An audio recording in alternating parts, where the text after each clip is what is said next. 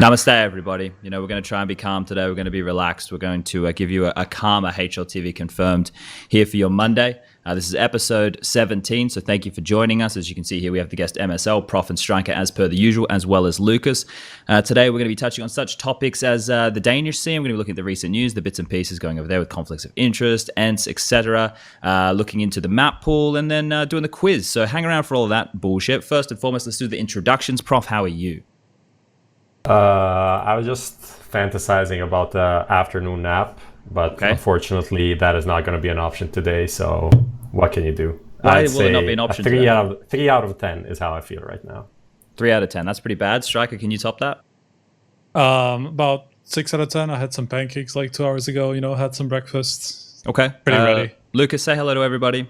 Hello. Make sure you're still here. Okay, cool. And before we say hi to MSL, let's roll the bloody hot seat. No, we're not ready? Did I jump the gun? Lucas, come on, mate. Go now. Hot seat, let's do it.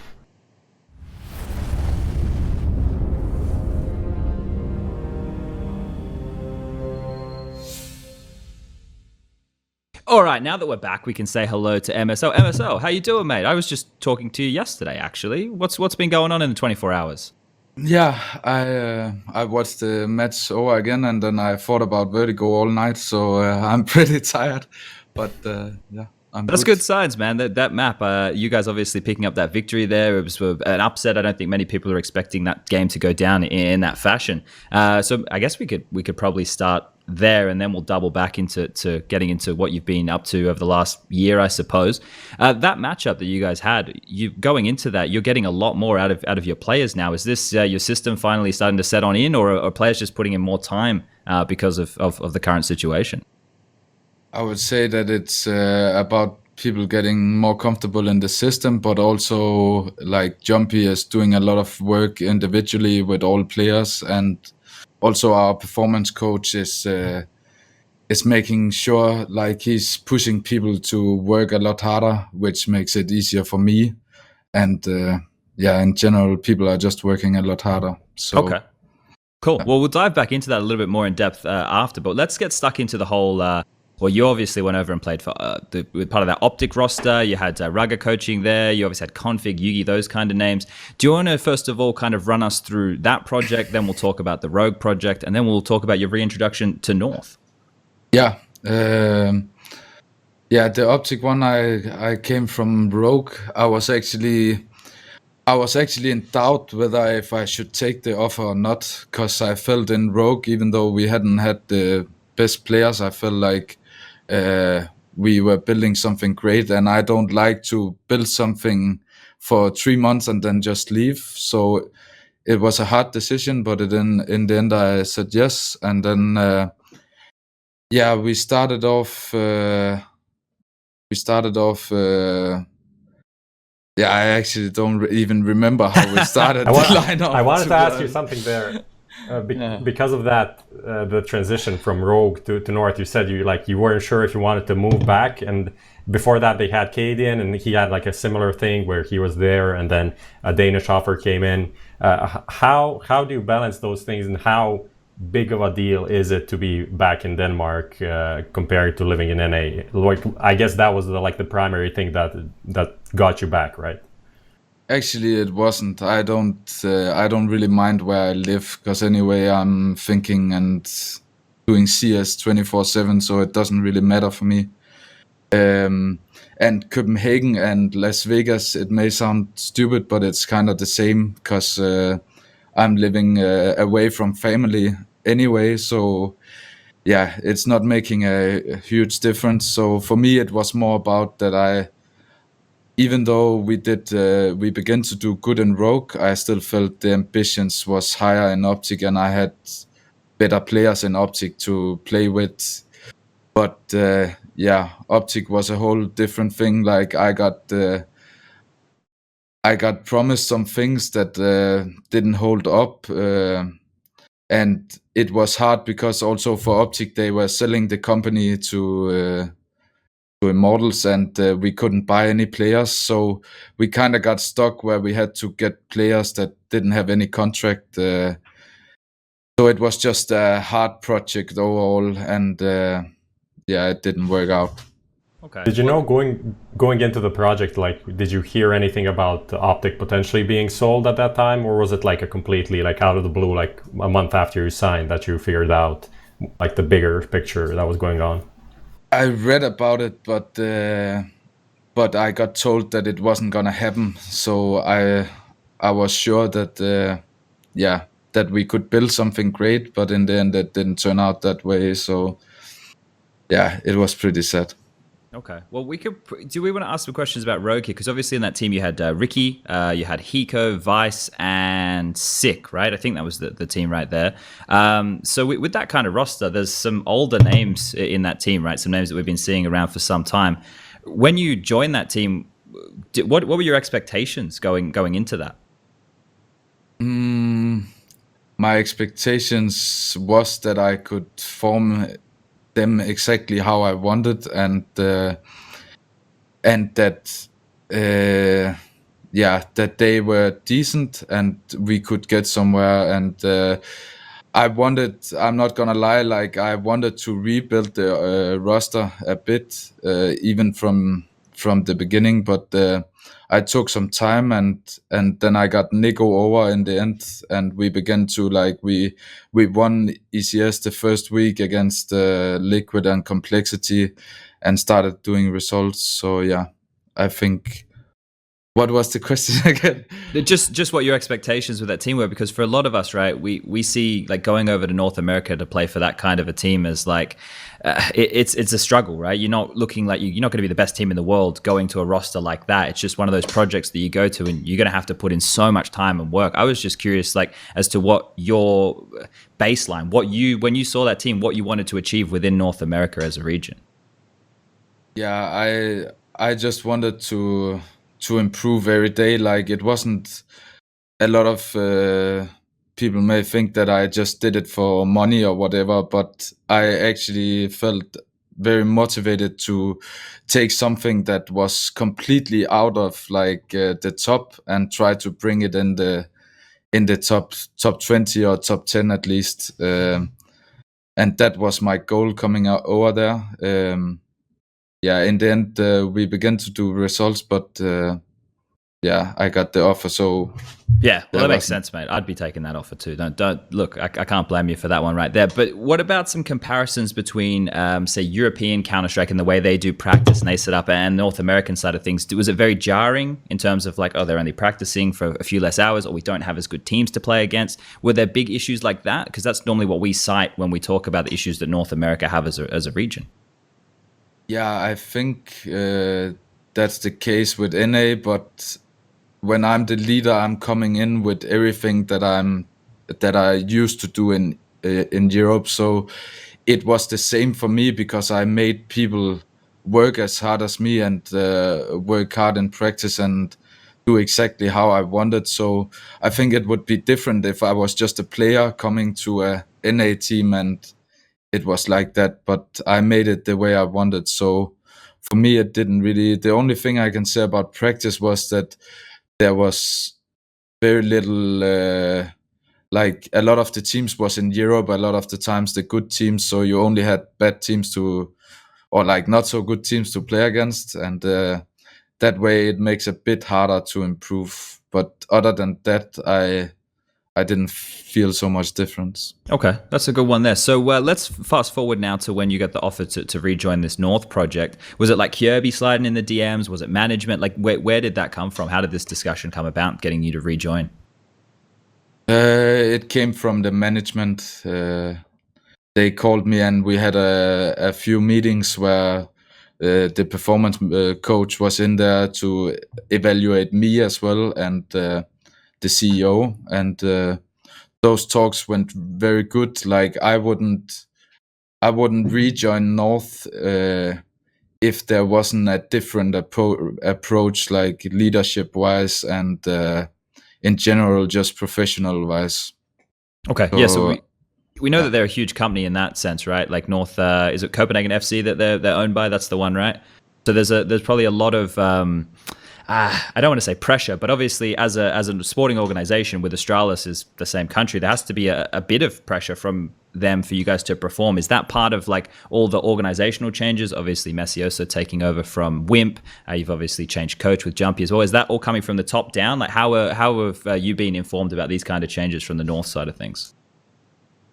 I would say that it's just the leadership that have changed, like the organization. Like even though it's funded by investors like FC Copenhagen and so on, it's still a small organization, and it's not like it's just blessed with all the money in the world.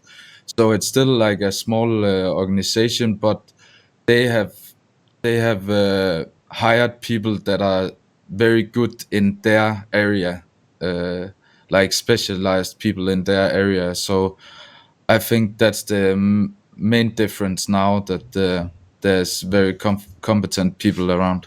So were there? Go for it. No, go for it. Were there any like requirements from your side, like what you wanted from North to change? Because obviously you ended up leaving the roster in 2018, like late 2018-ish. So from that time to now, like, was there something that you like required to be different specifically?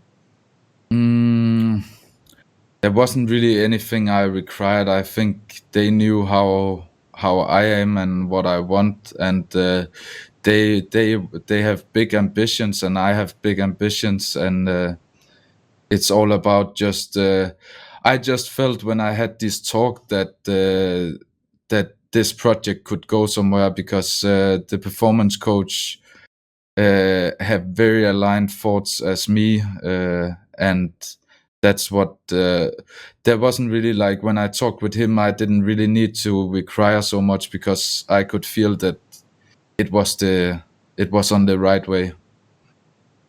Yeah, we have a little bit of a technical issue with your webcam right now, MSL. We might need to get Lucas. Lucas, what would you, as the producer of this show, say is the issue right here?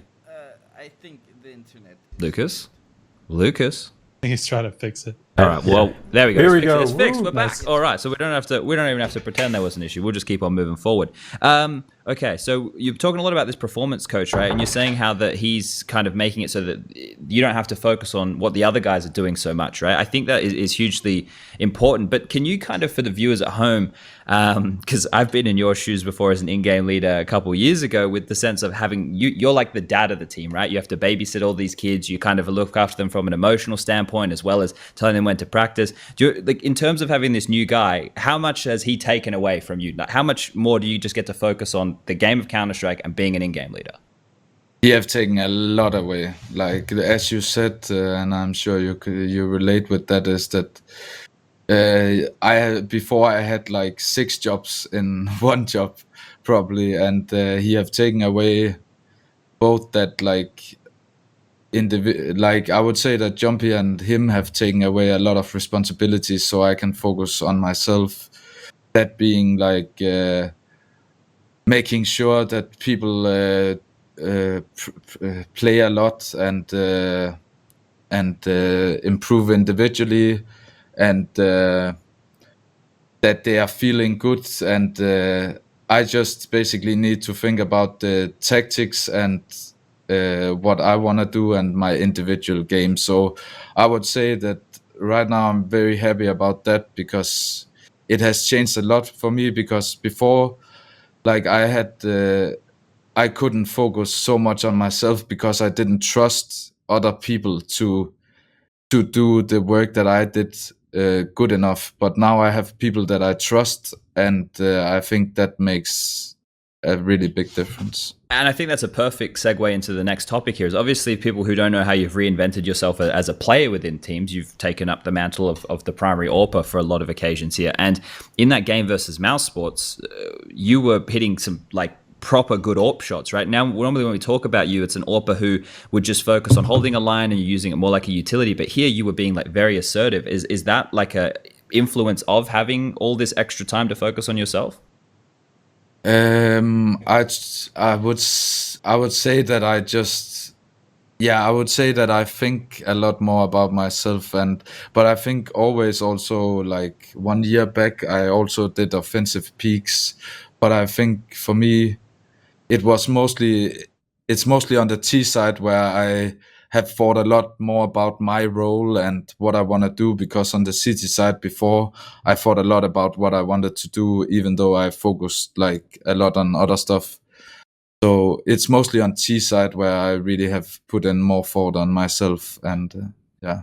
Okay, What about the changes in terms of like how much you micromanage the rest of the team? Because when you were in North before, I'm not sure what interview I was reading, but somebody said that like there was a lot of micromanaging, really, that you were kind of like directing every single player, and then North had to adjust from that because obviously they lost you in the late 2018 period. So for longer than a year and a half, they didn't really have you as an in-game leader. Did you find like a difference in that when you came back in how much you needed to micromanage the team? I would say it's kind of the same. Like I micromanage still, but it's not in the same way. Like when there's good players like that can think for themselves, like here, then I micromanage less. So yeah, I would say that it was the same as when I was here before. Okay. Is it important having somebody like Cajun in the team? Because we look at him as like a veteran these days. Is he somebody who's doing like any mid-round calling if you're not doing it, or if he sees something? Is he this kind of secondary guy in that role, or is it the team all contributes, or you just have full dominion over every decision? I would say that some games it's a lot me, and other games people take a lot more responsibility. So like for example against mousesports, Jamppi took a lot of responsibility, especially on the CT side. And like it's different. There's not like really one like second guy where I can say this is the guy that helps me. It's mostly that people just come with ideas, and if I don't feel like I know exactly what I want to do, then I just ask what are people's thoughts, and then we come to the best solution that way. So I would say I get more inputs than I did before, for sure, because I think in the end, like if we only play with my thoughts, then we are never gonna succeed, because I need like inputs, and I need people taking responsibility when I can see something.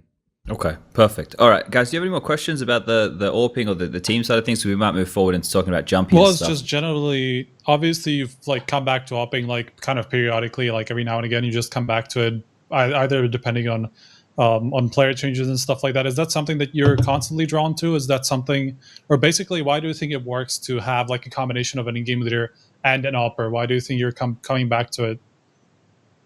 I think that for me, I can perform pretty good and stable individually with the AWP by just playing smart and finding loopholes in the opponent game where I can find smart peaks, and like I'm never gonna be simple or voxic hitting crazy shots, but I think I can put on a stable level. And the way I see it is that if I was rifle, I would probably not be contributing a lot individually.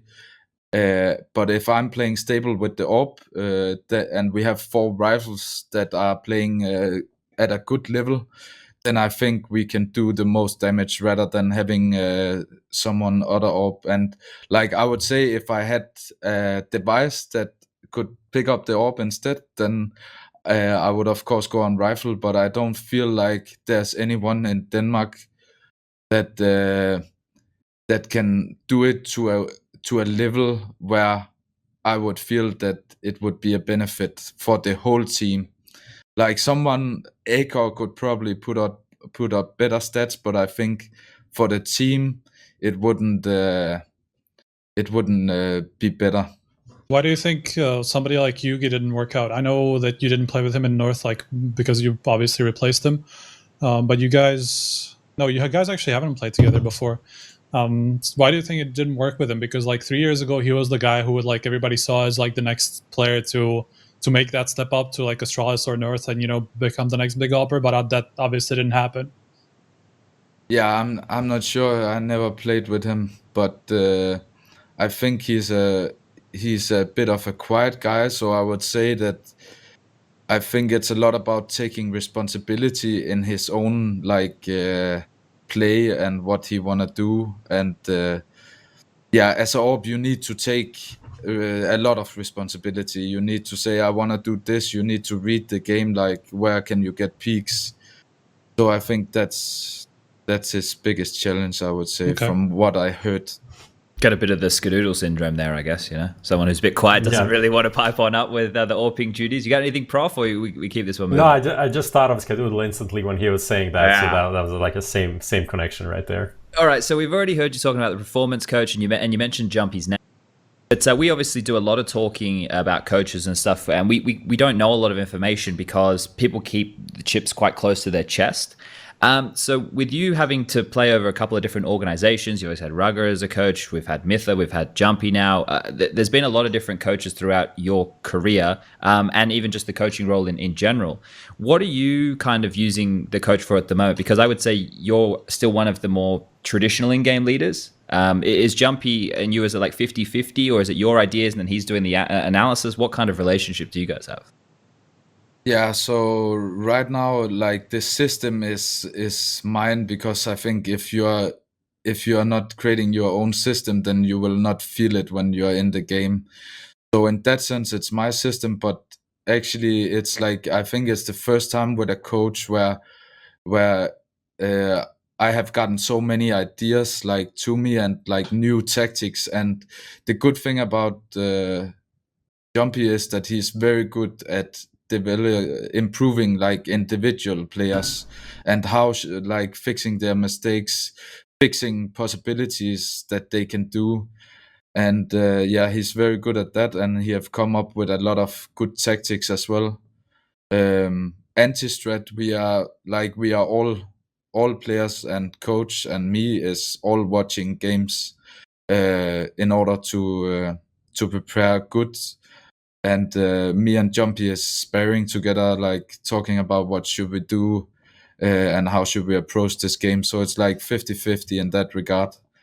And Okay, that's good to know right there. So when you're saying it's your system, so you feel it in game, do you want to is there anything, I don't want you to give away like your tactics and all that kind of shit, but is there anything that you can kind of do to, or say to tell the viewers what you mean by that? Because I don't think a lot of people, if they haven't played in a professional team, will understand exactly what you're talking about when you say if it's not your own system, you won't feel it. Yeah, so on the T side, it's mostly on the T side. The system is that like everyone know exactly what they're gonna do at all times, and I know what people are gonna do, and I know what grenades are they gonna use, because in the end, like if you don't have the grenades you need to use, then you a lot of times can get screwed. And probably that's where I differ from a lot of in-game leaders. I think some of the I think that a lot of teams are doing it on the fly, and I'm more like in a default, let's for example, none of the grenades that people are throwing are random, like, so I know exactly what we have at the end. So yeah, I would say, and also just in general, like the tactics after the defaults I have created, and so I know exactly what to use when I see something that I need to counter, and so on. Okay. Just for maybe the people that don't understand this, maybe I can try to how I interpreted it, so you can confirm if that. Yeah. So your approach is, instead of like most teams, let's say a phase, they just go do their default, and then it's Inferno, it's like 40 seconds left, then they're like, okay, what smokes do you have? Okay, we have 2 smokes, 1 molly, we can do maybe a B execute. Then they think about like what they can do with those grenades. And in your approach, it's like at the beginning of the round, we need to save like 3 smokes, so like AZ, KRB, Cajun, don't use your smokes, and we need like 2 flashes and 2 mollies, and the other things can be used. So at the end of the round, at that like 30-40 second mark, you already know, you are going to go towards like a specific set strat that you have, right? When other teams, they need to use, in those 40 seconds, they need to use 10 seconds to figure out what smokes they have, like where can they use them, how can they use them, what they're countering and stuff like that, right? Yeah, it's a lot like that, but it's I would say you explained it pretty good. It's a bit more detailed, but I can't explain it any better. Yeah, that makes sense. We don't That's want you to fine. give away anything here. That's the thing. This is why it's so difficult when we like do the interviews with in-game leaders and coaches at like events and stuff, and you want to ask all these juicy questions, but you know they're not going to be able to give too much away, and we get all that. So there was one question I had. Oh, here it is. If right now with like Counter-Strike and North the way it is, and the support stuff that you have, if you let's just say that North had a blank checkbook and you could have anything that you wanted in the world in terms of like more staff or somebody to do a certain job, or you could have tools to be able to break the game down in certain ways. What do you need, or is there anything that you need or want to kind of add to your arsenal when it comes to being a team or an organization or anything like that, or you're pretty happy? I'm actually pretty happy, but it's also because I'm the kind of guy that I like a lot of responsibilities, and that's actually like I like the 6 jobs, you know, as I talked about before. And someone need to tell me you shouldn't do this because you should focus on this. Yeah, I know that feeling. So right now I'm very happy, and yeah, I think it's someone else that need to say you should have this, and then I will like think about it and understand like why I should have it. Okay. But yeah, I think right now a lot of things have changed in order for me to focus more on myself. Perfect. All right, so let's talk a bit about EPL and the road to Rio, which have been going down over the last month or so now, and obviously the shift back to online Counter-Strike. Now, EPL was, you know, a kind of mixed results for you guys, I suppose. But then when we look at road to Rio, you guys have kicked off in pretty good fashion, I would say. That win yesterday against mousesports was a huge one right there. What have your kind of biggest takeaways been so far on this journey? Firstly, EPL, like we won against Navi, and then we lost against Force and Fnatic and Complexity. So like in EPL, I actually played very, very poorly individually, and that's where I really understood like I need to focus on myself. So I would say that a lot of it came down to bad decisions from like we made a lot of mistakes, and that I played very poorly. I think against Fnatic we could have won Vertigo. They did a mid rush and a rush that we should have been ready for, but that's how it is. Sometimes it's like small things that happens. But yeah, for the road to Rio, I think against FaZe we played actually very bad, but we came back on the Inferno T side, and on Nuke it was close. We lost the ENCE that screwed our T side, so they ended up winning the match. And yeah, then we played mousesports, and that was a very important win. So yeah, overall, right now we have faced like FaZe and mousesports, and now there's G2 left, and the rest of the teams are like teams that we should beat, but that are also the like hardest games to play because yeah, they are just very hard, all those games to play right now. But I think for us it's looking very good, and we just need to focus one game at a time.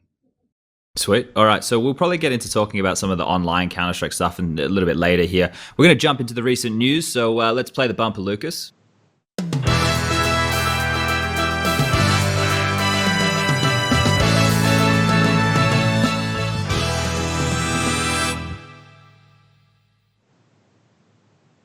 All right, we're back. I haven't seen that one, so I'm glad that I got to see that little bumper. That one's cool. All right, so we got some recent news to cover, guys. You guys have obviously been keeping up with all the bits and pieces that have been going on. Global situation, we're all well aware of that one right there. So things have had to change. So the biggest one that was a talking point recently, and this I think caught everybody by surprise, that there was even a fucking tweet or an email that went out about this whole vote situation right now.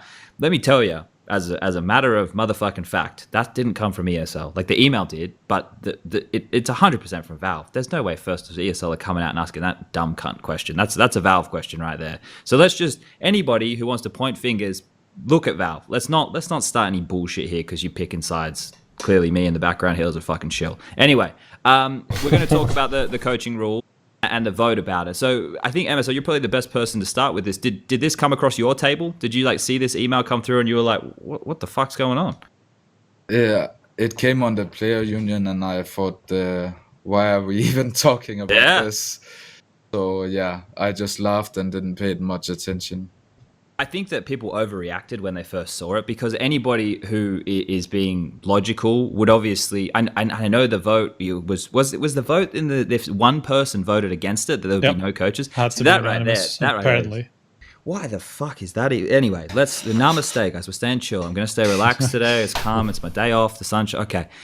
So the vote happened. The vote happened, as we know, and everybody, now the coaches can talk in the entirety, and that's how it should be, because I'm curious about if that was actually the case, because I'm not entirely sure that was ever said anywhere officially, that everybody voted yes, just that was the conclusion, basically. So I'm just curious if that actually happened, because I feel like that's so unlikely that 56 teams or whatever it was actually voted for coaches to be allowed to speak at all times. But did they end up voting? There's no way. I'm sorry?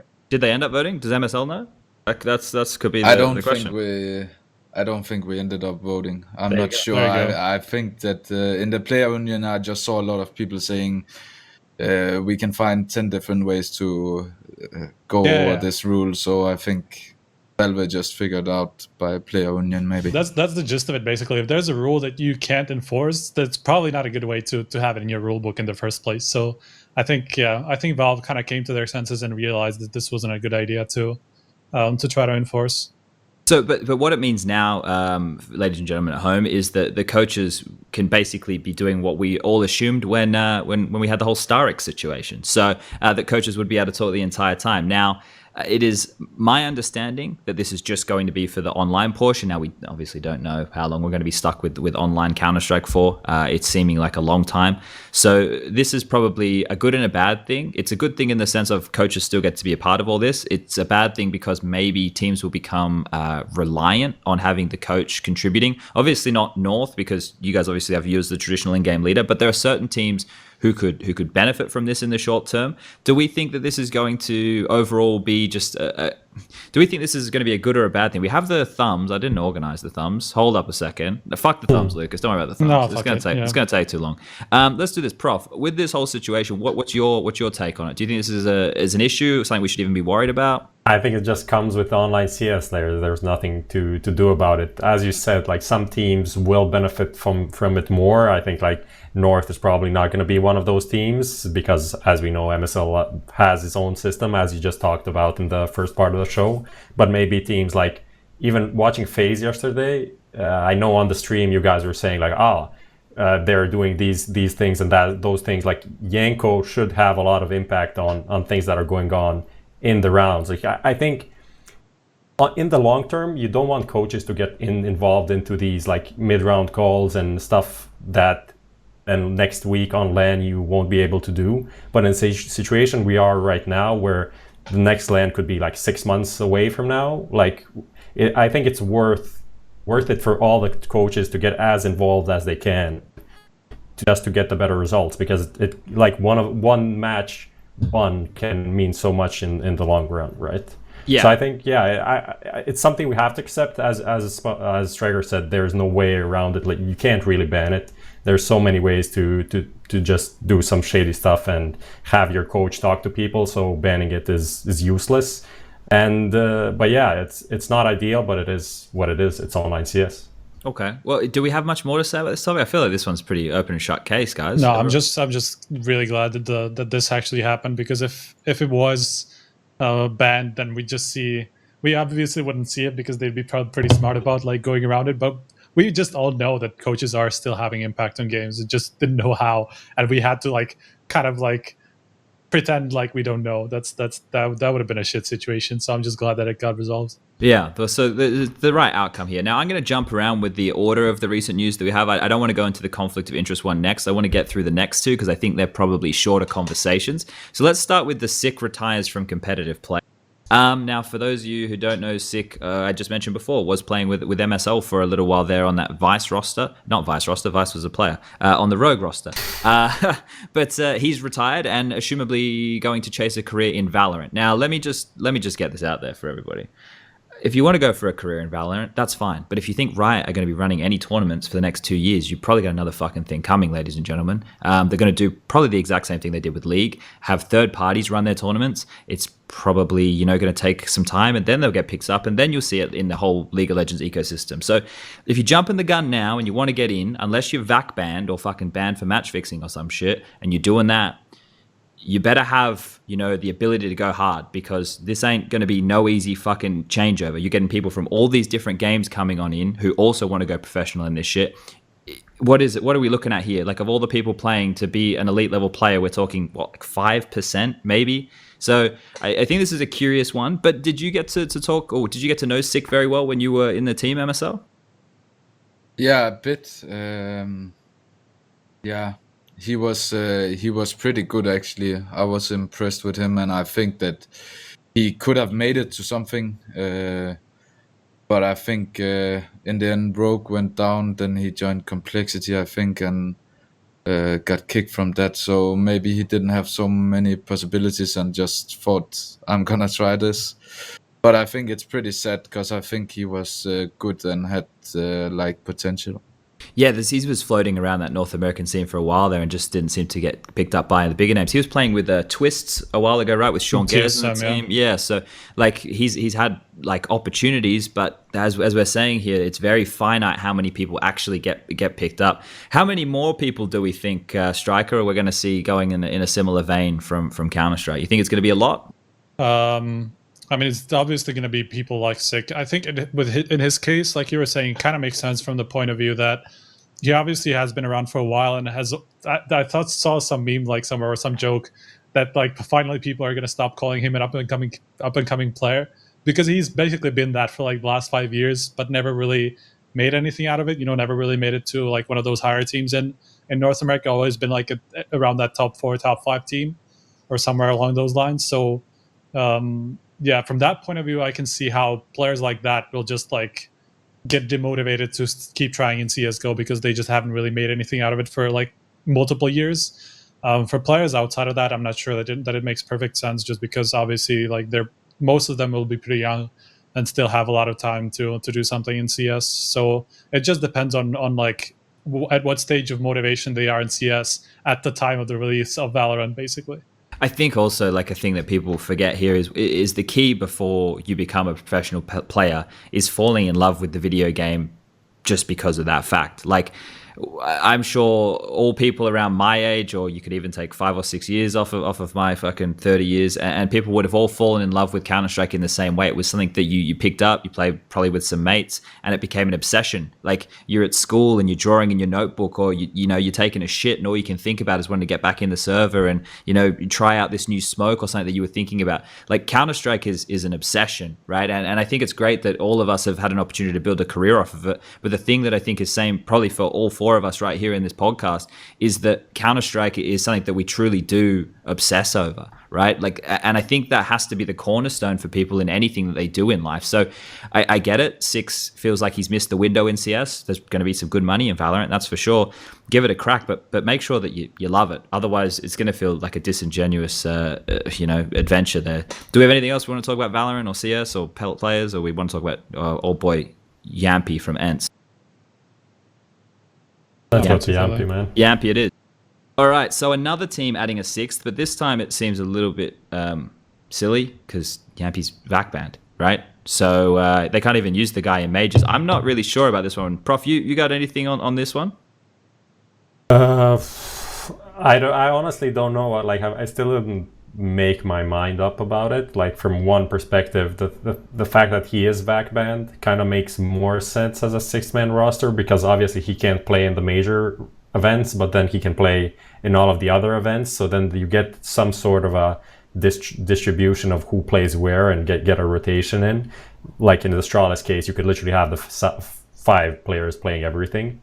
But I don't know, like, from one perspective, he is a up-and-coming player. He is an AWPer, but still he's super young. So Sergey as well was kind of leaning towards the AWP in his like earlier days, and then he came into ENCE and what is it, the Havu team as well, and he wasn't AWPing there. So he can obviously play the rifle, so that's an okay thing. But I don't know. I really can't say much about ENCE at this point. It's like we kind of all given up on them until they do something pretty good, and now they it's beat just Fnatic, like so And then Yeah, they and lost then- the next game anyway. So Yep. I'm still yeah. Jury's out on that one for got sure. banged out by Heretics. definitely so. But what this does is it gives us the chance to have the 6-man roster conversation again. MSL, what the fuck do you make of this 6-man roster situation? Astralis, they think they're going to try it. ENCE, they want to get in there too. What do you think? Yeah, I'm not sure, honestly.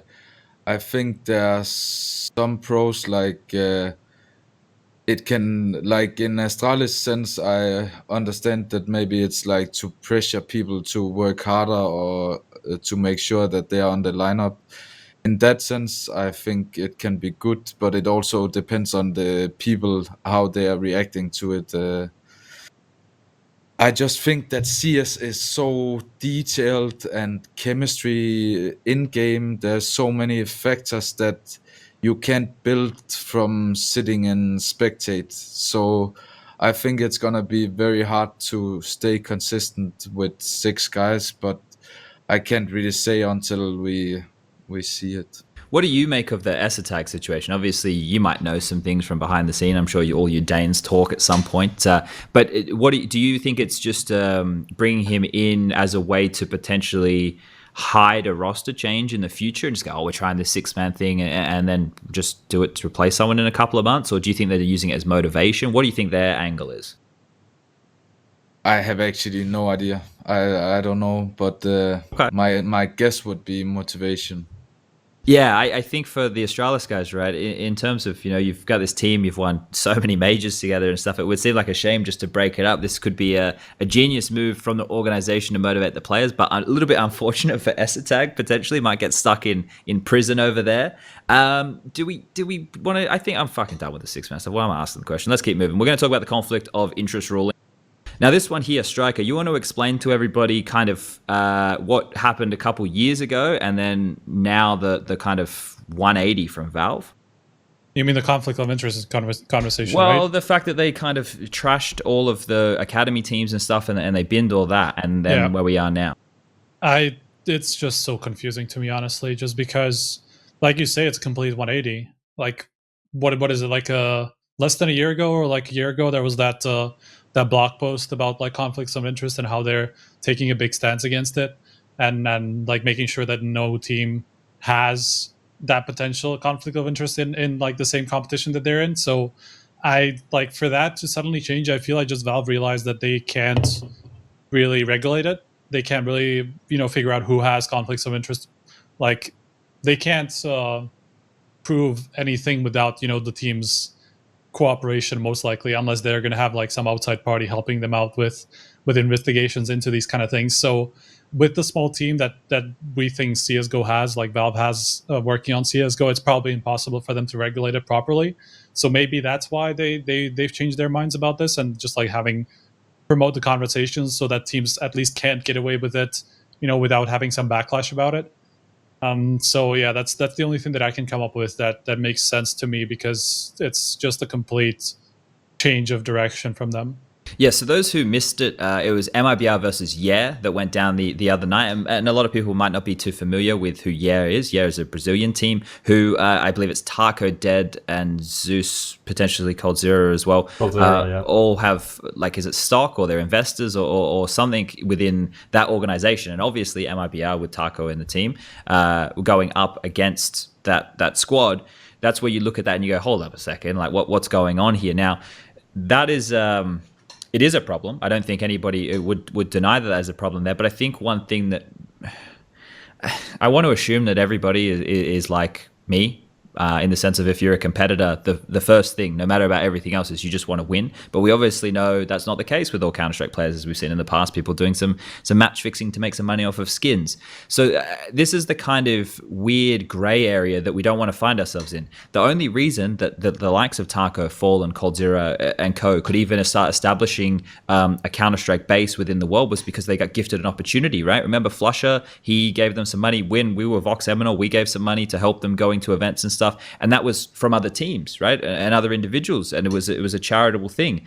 And now you look at Taco and Co. having investments in smaller organizations in their, country or wherever they're in North America at this point, can be looked at from a negative point of view, or it could be looked at from a positive point of view. Like they're trying to stimulate, the next generation of Counter-Strike players, because they had a thing where they could buy some of the players in there as well. I think was that part of one of these clauses, Prof? Yeah, they had some, like, because as we know, Brazilian law has some like weird stuff where the buyouts can be 5,000 times bigger than the salary, like the Pele law or something. So buyouts are practically impossible, or normal, let's say, prices. So I guess their agreement is like we can have a normal buyout between and MIBR, right?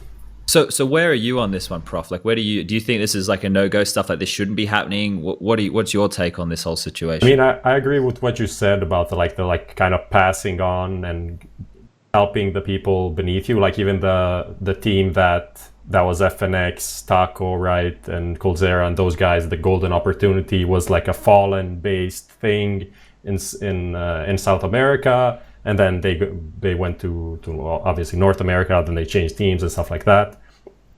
Here it is a kind of bit of, it's going in the direction of being a little bit more connected than just being like, oh, let's hand some of these players an opportunity to go and play because of these things, like, oh, we can buy you out and stuff like that, and like 7 different owners. And from what I remember, like was tied to Fallen directly when it came up. Obviously nothing now on paper to prove that, but there are like so many connections between those teams that it's not really something that should be happening. At the same time, do I really think that anything would happen? Like there is any pressure on these players that to like give up to drop the match or anything like that? I don't think that. But in the end, what Striker said is like Valve can't. I mean, they don't want to hassle with checking all of these things, and most of the things are like super hard to check because you can go to like 7 different people or like random countries where you base your company. So they're just like, okay, this is happening, and now ESL, you deal with this. And the way they did it, like dumping it on them one day before the thing happened, it's kind of fucked up. But it's the classic Valve way of handling this. Just like, okay, we're giving you the game, and you figure out all of these messed up situations. But even that is just confusing, just because obviously like Valve on one side say, okay, we just want to promote the discussion, blah, blah, blah, blah, blah. But then ESL next, they come up with, okay, we're going to like do an investigation into this and see if we want to take further action. So like, it feels like there's miscommunication between the two sides about what the approach should be towards this. I don't think there's a miscommunication. I think this is Valve doing what they always do, and it's taking advantage of the good nature of these companies, because they're in no position to come out. ESL are in no position, FACEIT are in no position, PGL, or I could list TOs for the fucking wazoo. They're in no position to come out and publicly criticize Valve for throwing them under the bus time and time again. StarLadder at the major with the GoTV thing as well. Yeah, the DMCA stuff from StarLadder, the FACEIT major where there was no footsteps on Inferno, they were all Valve problems. Is Valve coming out and going, hey, sorry guys, guess what? FACEIT got fucking destroyed by the community because there were so many technical delays. A lot of those issues within the early stages was a Valve issue. But guess what? Because we're running the major in Europe, Valve's asleep in the morning when we're playing out. They're not awake. I've been there in the production rooms with like the admin teams, everybody, oh, we're trying to get a hold of Valve, no one's awake. We're running the fucking major. What do you mean no one's awake? Valve used to come to every major and be on site, right? We're not in the major right now. We're just in the qualification process. But here's the problem I have, guys at home, is that with these companies, this is my job. I work with these people. I spend a lot of time with these people. These people become who I consider, acquaintances, and then they become friends. I get to see how much work they put in.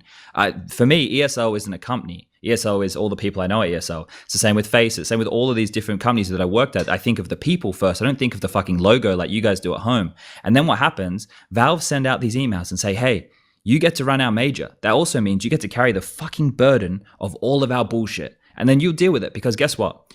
We will just tell you the way it is, and you will do it. And you have to ask us for approval on everything. And if we say no, then that you have to say, well, you have to do what we say. Valve have full control over these companies in the way that they approach majors. So for ESL to get thrown under the bus, how are ESL asking about the coaching? It's not ESL, it's Valve. How are ESL now asking about the conflict of interest of Dave? It's not ESL, it's Valve. Remember that. they're making these companies look like bad guys for no reason. Have they had plenty of fuck ups in the past? All these companies? Yeah, they have. But are these things their fault? No. So stop fucking for 1 second jumping on the bandwagon and use your little fucking brains. Namaste. Anyway, back to relaxing now. MSL, you got much you know about the conflict of interest, or should we keep this one going? I mean, North did also kind of suffer from this by way of the academy team. That's true. Like you guys had the academy team. That was like a place where you could develop talent. Then those guys couldn't go to any events because North was going to those events. Then in the end, it was like you can't play the minors, you can't play even the tournaments before the tournament where your team could be, and then it's like, okay, let's just cut these guys because it makes no sense for them or for us to have that. So that pretty cool stuff, right? Yeah. I don't have so much to say about it. It's all good. We'll keep it going because now we'll get to a topic that you should know a lot about right there. We're going to move across and talk about the Danish scene. And there's a lot of reasons for that. The Danish Counter-Strike scene has been, I don't know if we could even argue it anymore. I would say within the last, what are we going to go, 3 years, Danish Counter-Strike has been across the board in terms of, the second and third, maybe even the fourth best teams having the most success.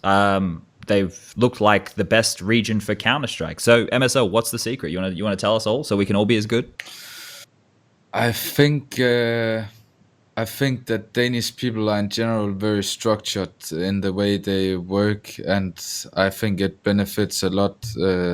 And also just the fact that always when I have been on the scene, there have been a lot of good in-game leaders that have learned like the up-and-coming players how to play properly and like improving them a lot. So I think those are the two things I would say builds it up pretty good. So there's been is that a cultural thing that then comes, because it's not like other countries don't have in-game leaders, but there is this, I don't know, I guess perception where in-game leaders are just thrown aside and new guys come in and don't want to listen to the older guys and stuff like that. And in Denmark, it really has been, as you said, like there's HUNDEN, then he plays with MSL and Glaive, and then other guys, and then those guys plays with other guys, and just like kind of passed on. So do you think it's like a specific cultural thing with like a lot of respect to higher ups and stuff like that?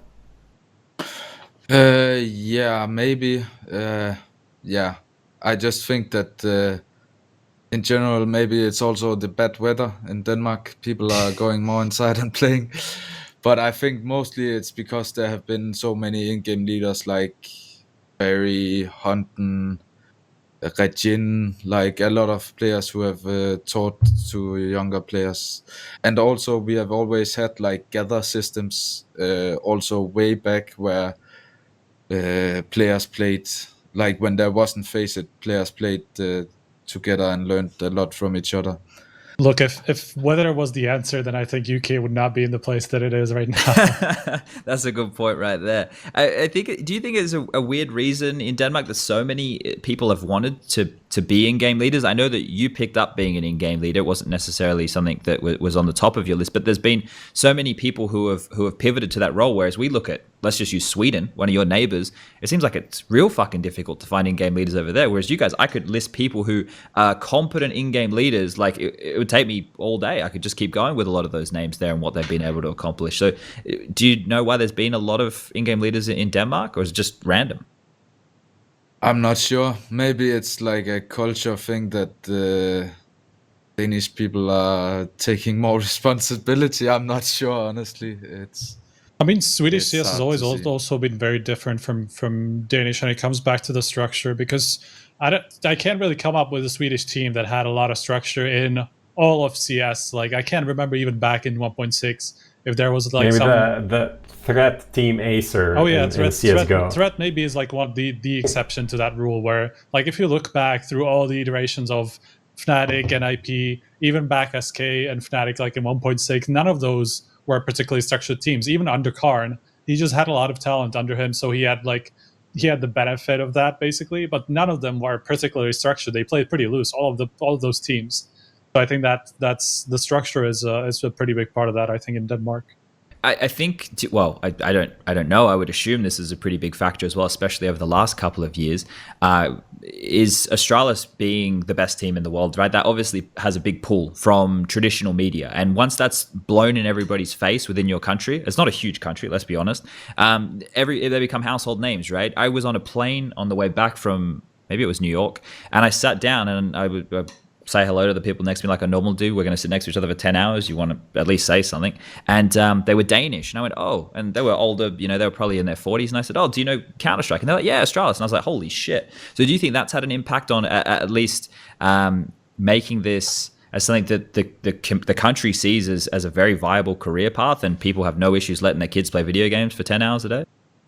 Yeah, I think that makes a huge difference, but I don't think that difference have come yet. Like, that will be maybe in 5 years that there will be even more like upcoming talent. But yeah, I think that will make a huge difference in the future. But I think right now it's just about structured in-game leaders in the past that have learned from them. So in the future, right? Obviously, right now there's North, there's Mad Lions. We've got the Heroic roster rebuilding over there. Astralis, of course. In terms of like the next generation of players, are you like, we had Messioso on the show yesterday, and we were asking a couple questions, and he was talking about the future and scouting for players and all those kind of bits and pieces of the next generation. Is that something that you worry about at all? Do you see any of the Danish youngsters coming up and know of any talents outside of those bigger teams that I just listed?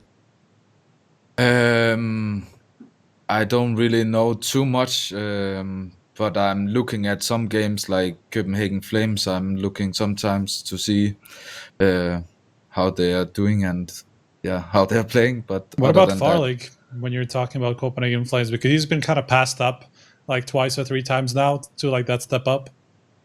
Yeah, he seems like a pretty good AWP and stable AWP. So I think that he could be a future good player. All right, well, we're going to jump into what do we got here? The Danish scene power rank. We're going to jump to that. Lucas, I'm going to send you the link for the Danish rankings right now, as they are on HLTV.org. You've got it. You want to bring that up? You don't have it? I'll send it to you. That's all right. We can wait. We're gonna talk through here, like, as the teams stand right now, and kind of work out as a collective who we think is the top dogs. I just sent you the link, Lucas, so whack that one up when you get a chance. Now, obviously, I think we're all going to probably put Astralis in the number one slot. Is there any arguments to be made there? There's no way. Okay, so I'm glad we established that. But MSL, now, you're going to be a little bit biased here, obviously, but looking at the teams as they stand right now, Heroic having to rebuild, the top three has to include, well, Astralis being number one, then it's between you and Mad Lions, right? Do you think you have Mad Lions covered now they've picked up Asilian?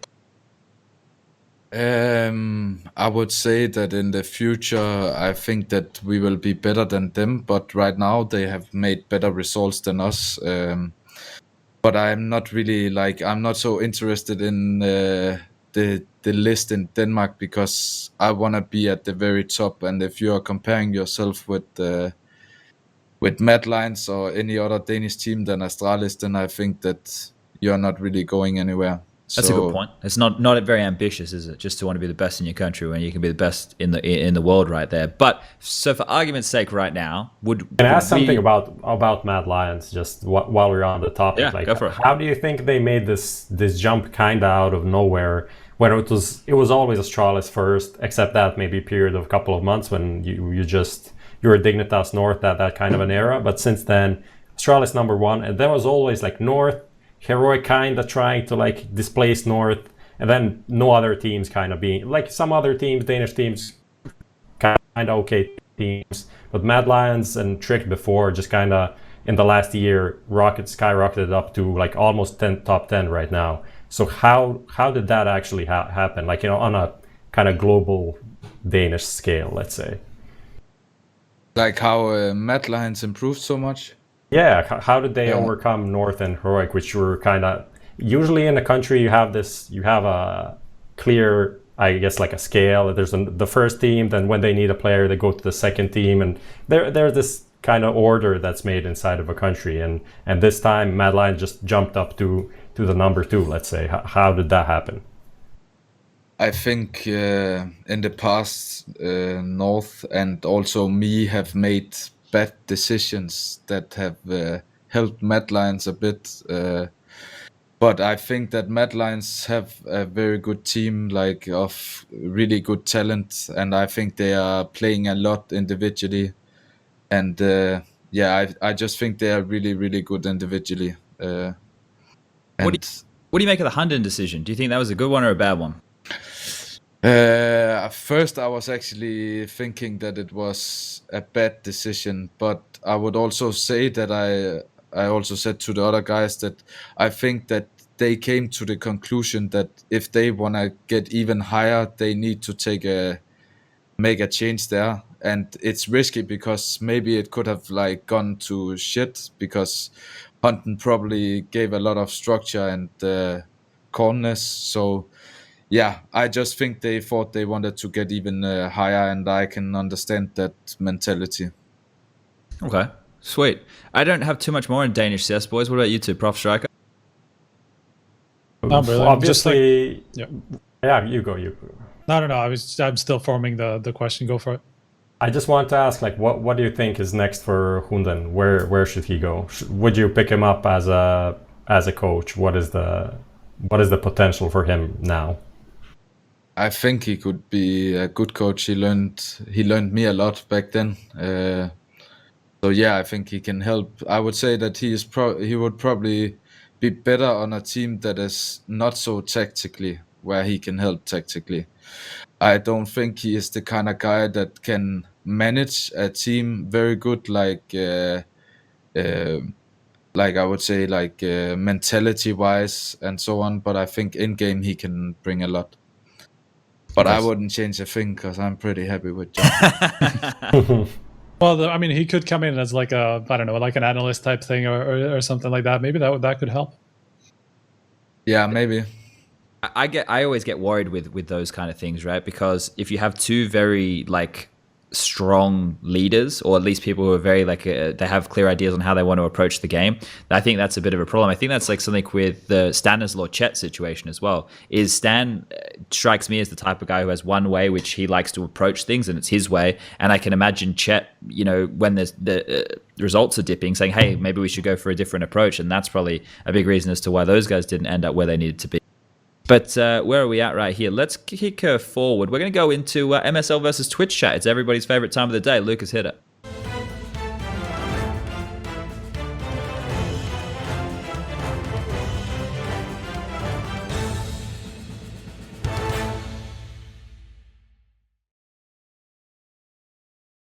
We're on, and we have a shirt to give away, guys. So we have something to give for you guys. So we're going to do the... Am I still the only person who won this so far? I think I am. Anyway, Malik won. Malik won. Yep. Yeah. Oh shit! Sorry guys, I didn't watch the episode, so I wasn't on. Yeah, the giveaway only if Twitch chat wins, so they need to earn it, right? Okay, how many questions we got here for MSL today? 5. 5 questions. Have we given him the link, Lucas? Okay, so let's get MSL to open that bad boy up. What I'm going to do, MSL, is I'm going to read the question out loud for our audio viewers. Then you will answer the question. Don't say it out loud. Just click the one you want. As soon as the timer ends, Lucas will pop her up, and we'll see the results right there. You can also fake out the viewers. Say something like whatever, like the wrong answer, and try to fake them out that way if you want. You probably are going to need to do some strats like that, because these cheeky bastards out there, they love a good old Google. They tell me they're not Googling, but I got a feeling they are. So, we ready to get this one underway? So it's a question that I need to answer the right one, or yeah, the multi-choice. We give you A, B, C. So we keep it pretty easy for everybody at home. But we've had some difficult questions there. These are written by Prof. So if they're shit questions, I apologize. Let's get us started, Lucas. All right, here we go. Who got the last kill of the PGL Krakow Major? Was it a Dren, KNG, or was it Zeus? Now, this is a trick question, ladies and gentlemen. Think about it. I want you all in the Twitch chat to use your head here. This is the PGL Krakow Major. It was between Immortals and Gambit. That was the grand final. You got a couple seconds left to get your votes on in. What the fuck is this question, Prof? Jesus Christ. Well, it has to be. You're already down to two names, right? Unless it's a trick question. Well, that's the thing. All right, let's reveal the votes. MSL, who'd you pick? You've gone with a Dren. They've gone with Zeus. They were correct. That's a 50-50 right there. Look, there's no way anyone could have been KNG, like a Molly or something, like ended up with a bomb explosion or whatever type thing. It could have been. It was It was just I don't know, for me it was a memorable moment. Zeus getting the last kill in the 1v1 and just like celebrating, taking off his shit. But it was like a super hard question. Just to fuck with everyone. Well, obviously. Twitch chat are closer to getting a t-shirt now. So let's go question number 2. Let's bring that bad boy up for everybody at home. How many Brazilians were a part of Liquid, player or coach? Was it A, 2, B, 3, and C, 4? I'm going to assume this was at any given time. This wasn't throughout the history of Liquid. I'm going to say at any given time. I'm not certain if that's the critique here, but this one here, people surely people get this one. Don't say that. Ooh, here we go. This is just bashing at myself. He gets it wrong. Get it immediately. 2 seconds left right now, and let's reveal the votes, ladies and gentlemen. Is Twitch chat correct on this one? Oh, everyone's gone for 3 sure they're here. 2 is the correct. 4 is the correct answer? Wait, what? No, he doesn't mean at a time. He means like throughout. That's how you guys really Wow, I misunderstood fucked each other. it all for everybody. So, But who's the fourth Theo- one? What the fuck? Theo Zeus. Theo Zeus, Taco, Taco. What's and the last one? Peacemaker. Peacemaker. Peacemaker. Oh, okay. Oh, that's a bullshit one. All right. Question number 3. Let's bring her up. Let's get her going. Which 3 players are tied for the most HLTV top 20 appearances? Is it A, Device Dupree, Zipex, B, Device Dupree, Guardian, or C, Device Guardian, Kenny S? Which 3 players are tied for the most HLTV top 20 appearances? Ooh. Ooh. Okay. This is... Ooh. What would you say? I think I Chad? know. I want to go with C. I don't know. You want to go with the op abusers? Yeah, I think so. That's what everyone's going for. MSL and Twitch chat both going for Device Guardian. And it was Device Dupree and Guardian. Okay, so Kenny obviously dipped out for a few years there. I completely forgot about that one. Question number 4 coming on up around the corner. Twitch chat, they've only got 1 here. We got to get another one back on the board, boys. Come on. All right. Oh, it's JKS. Which player did JKS replace when joining Vox Eminor in 2014? Was it A, Havoc, B, Top Gun, or was it C, Sniper? A, Havoc, B, Top Gun, C, Sniper. Juzzy Bear looking very baby-faced right there. Not much different than today, to be honest. Yeah, he doesn't. His hair's a little bit different, and he talks a little bit more, and occasionally he'll smile. Where are we leaning with this one? 4, 3, 2, 1. Oh, hey, Havoc. Everyone incorrect here today. It was Sniper. So I thought this was an easy one, honestly. you want to know how wild this is? So I don't give a fuck anymore. This is 10 years ago anyway.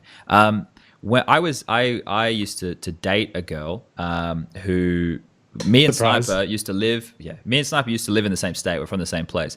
And I used to date this girl, and I met her when I was like I swear I was like 16 or some shit. Anyway, like she used to play Counter-Strike, and we'd all go to all the LANs and all this kind of bullshit.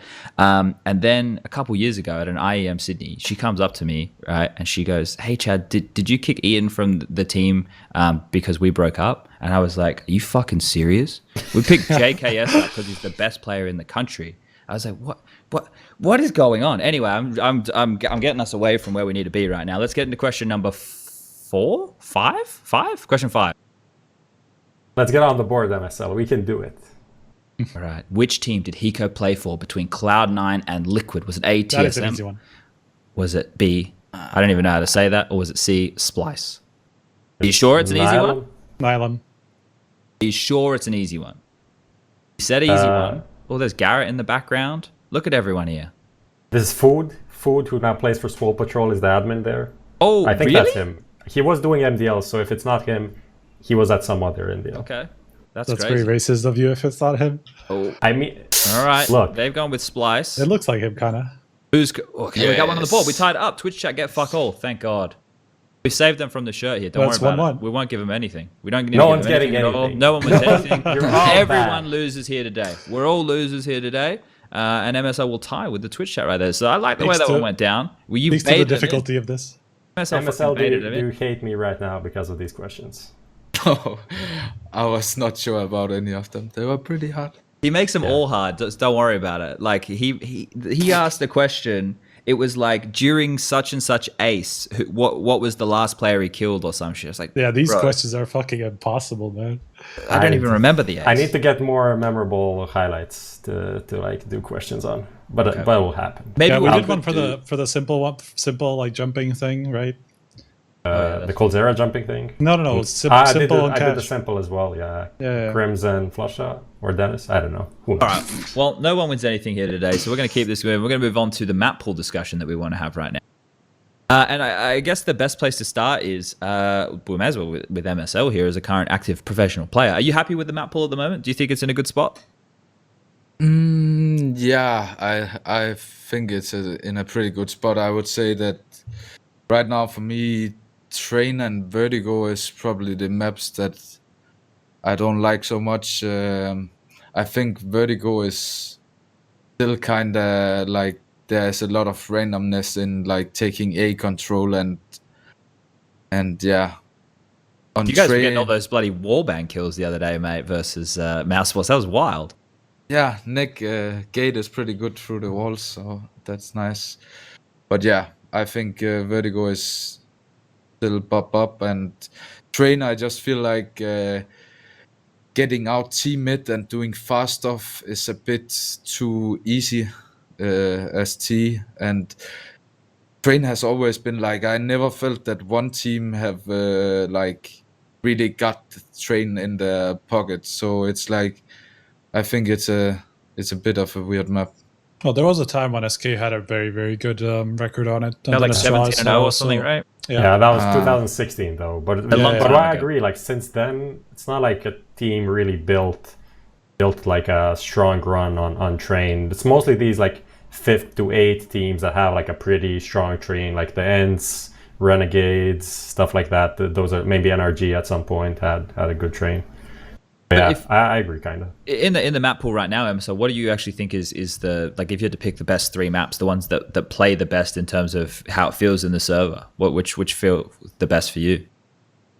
If I should pick what is good for our team? No, not for your team. Obviously, like my teams in the past used to like playing maps that I fucking hated, but we still played them like anyway. Is there any maps that you like personally feel comfortable on, above the rest? Yeah, I like Dust 2 a lot. I would say I like Nuke as well. Dust 2 is a curious one. Dust 2 is one that even Prof tweeted out some changes to do with Dust 2 yesterday. You think Dust 2 in its current form is a good map, or do you think it needs some changes? Because that's one that we talk about with the double doors, people still being able to get spammed or tagged or whatever. With the Krieg gone, it's not as bad. But you think how it plays at the moment is good? I mean, I actually think it's pretty good. I just like Dust 2 because it's a lot of mid-round calling, and I still feel like it's very tactically, and it's a lot of mid-round calls. So that's why I like it a lot. Okay. So we've obviously got Vertigo, which has just been updated again. Now, for me, when the new maps come out, because I don't play professionally anymore, I try to play them as much as I can. Obviously, it's at a very low level, but it's just to get a feeling for it. So every version of Vertigo that's come out, I've played as much as I possibly could. And this new one that's come out, I actually think that a lot of the ideas which we were talking about in the very early stages of Vertigo being released, like bomb sites being made to feel wider and details along making sure you actually can fight for certain map control.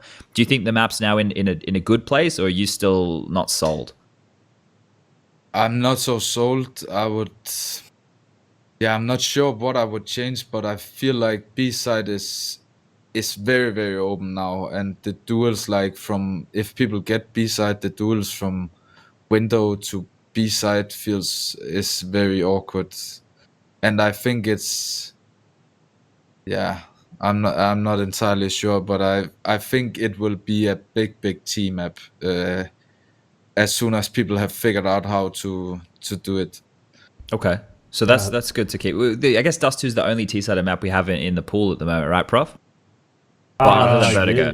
I guess that would be. I mean, Vertigo is the most T-sided, I think, from what we have right now. But Dust 2 is the outside of that. Dust 2 is the most T-sided map. But overall, that's the thing that I don't really like about Dust 2 is just because how the economy works plus the T-sidedness kind of makes these some rounds pretty.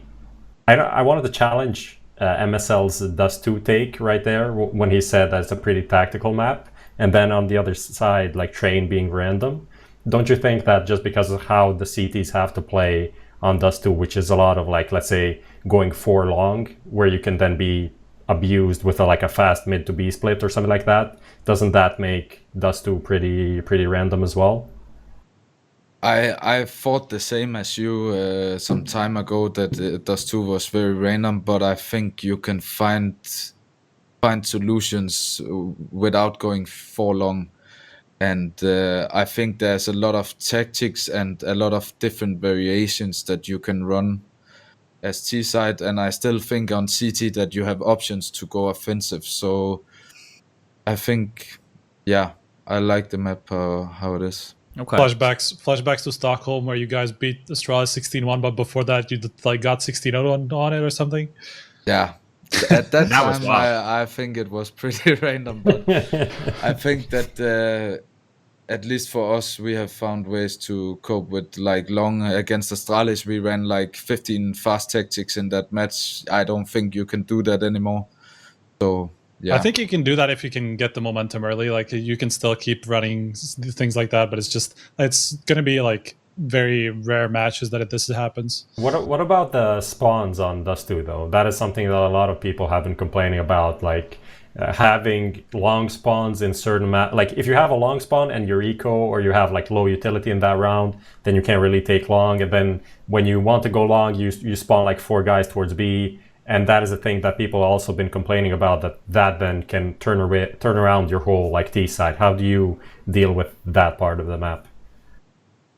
I think that for us, like our defaults are working very, very good, and just tactics out from default. So we are not relying on long takes. So it's not so important for us. And I think if you really go into details on CT, you can easily shut down a long take. And that's what I like with Dust 2, is that it's a lot about adaptation on long and adaptation mid round, which for some other maps I feel like it's less. And I think the best CS is where there's a lot of adaptation mid round in general. Okay. That's not a bad take at all. Now let's do this. Striker, we'll start with you. If you could pick any map right now to remove from the pool, what would it be? Why? And then we'll do that with everybody, and then we'll get a discussion on what would replace it afterwards. So just what maps would you want to have removed right now? And why? I mean, for me, it's a pretty obvious one. Hit me. You can guess it, I think. Well, for me, it would be Mirage, mate. Well, so for me, it would be Vertigo for sure. So you think Vertigo's not in a place where we should keep it? Well, obviously it isn't. If Valve keeps changing it, like they don't think it's in a good state. So I feel like with how much it's been changed, I feel like it's just time for it to go and just like have Valve rethink the entire map and actually like redo it again, like on a very big scale, to figure out how it can work, rather than having it updated like every 2 months or every few months with like pretty significant stuff that teams need to learn on the fly all the time. Sure. So I think that makes it pretty obvious that Vertigo should go out. Okay. What about you, Prof? What map you got? I had a change of mind in the last week, and I think Mirage needs to be updated. Cool. There we go. All right. Okay. I can see the reasoning behind Mirage. Go ahead. Just because it became first of all, visually it looks the worst. I think that's just because it has been updated the first, let's say, of all of these maps. So visually updated, yes. Other than that, I think just it's become kind of like, not even on the top level. I still see on the top level kind of cool things that teams pull out from time to time. But it has become like pretty stale. Like you don't even play the map. Like you play like 6 levels of adaptation to how people play the map now. Like you're literally just dropping all of those. You're pre-mollying the window. Like as a CT, you're mollying yourself off. That is the thing that you're doing. You're smoking yourself off in connector. Then you're smoking yourself off in like then the T's are smoking off connector towards A. Just like everyone knows so much what needs to be done that doing like a slight redo of the map could refresh all of those things and make it make people rethink everything that's being done right now. That's what I think needs to happen. I think it's a bit awkward for the CTs, the map at this point as it is. So I can see that for sure. Mirage would probably be my second pick, to be honest, as well, just because of the same reasoning. Yeah, I'm with Prof, and that's because I'm on the viewer side of things. I think from a viewing standpoint as well, it's become very played out. Like, what do we see here? Okay, well they're going for mid control. Oh, did they win the connector fight? No. Okay, well they probably lose the round. All right. Like you can watch how these rounds are unfolding, and you can see that they're doing a fast B. They're doing a fast B split here. Oh, there's no one playing cat. They're defending from the back of the site. They've taken down 2 on cat. They've stopped the B halls rush. Okay, cool. If they're close in the site, oh, he's picked a bad timing. Carrigan pulled out a molly. He's over one by like you can. The map just is very clear to see what the outcome's going to be before we get stuck into it. But then when you get into the mid rounds, like when you watch like a phase play, for example, you get into the mid rounds, then it can be exciting. I just hate mid control. Oh, you're walking underpass, or they're clearing connector. Okay. It's just so played out for me in that sense. And it's like when my job is to create the content around it, that's why I'm a little bit more jaded with it. I can imagine from a player's perspective, they're just like, yeah, Mirage is fine. We know Mirage. We know it's not something new we have to learn. But I think that's where the balance is. I mean, there's the community balance, and there's obviously the professional balance, and then the viewership balance of what people want to watch. And that's always going to be a hard one to find. MSL, I'm going to assume, now we got you back here, you either removing Train or Vertigo if you got to remove a map right now? I wouldn't if I thought about the team, because we're pretty good. We are good on Vertigo, and Train is becoming a strong map for us as well. So, what map would you remove then if you had to pick from all in the pool? Mirage as a team, yeah. There we go. So Mirage is done because we all fucking hate Mirage. Now, let's go. We'll go reversal now. So if you had to add a new map, MSL. Now I don't know if you've looked at Anubis. I don't know if you still have good memories of Tuscan, or if you think Cobble should come back. Maybe the new version of Cage. Could be anything. You could pick a map I've never even heard of. Is there a map in mind that you think would come in and be a good 7th? I would like Cobble back. Cobble was You're Cobble. a good, You good guys Cobble liked team, it. right? You guys definitely liked it, yeah. I loved that map. The old version, right? Yeah. The new version fucking sucks. I completely forgot what it looks like, to be honest. I haven't even seen it. But, don't look at it. It'll make you cry. Don't go look at it. It's nothing like you remember. I'm down for Tuscan as well. I liked Tuscan a lot in Source, and I think that's a great map. I just really hope that Cash won't come back. Yeah, that's a map you didn't like. Yeah, I don't like that you have 3 offensive CT plays you can do, and everyone is doing the same. So yeah, Cash fucking sucks. The new Cash also sucks, and please don't bring it back. Well, please, just one thing. I'm begging you, just like do anything, destroy, like keep Mirage, even just destroy it, make like nothing on the A site, just like everything's open. I don't know, open up the B site even more, but just don't bring back Cash. Cash is trash. I agree. I looked at if people at home want to do this as well, go take a look at Brute's most recent version of Tuscan on the workshop. I was looking at it about a week and a half ago, I think it was, and the map I haven't actually played on it, so I don't know about like clipping issues or like how it plays when you're actually in a game like that. But just looking at it, running around it, it has a pretty nice feel to it. It still has a lot of boxes as it was in the 1.6 and Source days that you actually had to boost your teammates on. So it's some teamwork. It's crazy. But I think the problem with I'm sorry, I think the problem with Tuscan, at least from what I remember, what it looked like, is just that it doesn't really fit CS in terms of skyboxes and stuff like that. In the strategies that you can do with Nate specifically, I feel like there isn't enough opportunity there. Yeah, from what I remember, I don't know if it's been updated since then. Don't think like the A box lobby, the walls are open to the A site. Exactly. But they could probably fix that. You know, I think that's where we would be looking, because before you'd have to go up the ramp or you'd have to go fast mid control to throw those kind of nades. But I think Tuscan, in terms of a map configuration and the way that it can play, would be a cool one there. And also Anubis, that fits into a CSGO map, I think. I looked at that, has a couple of cooler maneuvers, some stuff that we don't have on any other map, but it's a lot for people to learn. So that's why, like, if it was me, I'd pick Tuscan. Striker, what map you want back? Definitely not Cobble. I hated to play Cobble, hated to watch Cobble, to be honest. I agree with the problem is, like, I don't even know. I agree with Cash being weird. Same as Mirage at this point. I feel like it's just too weird for CTs at this point. Too few opportunities on it.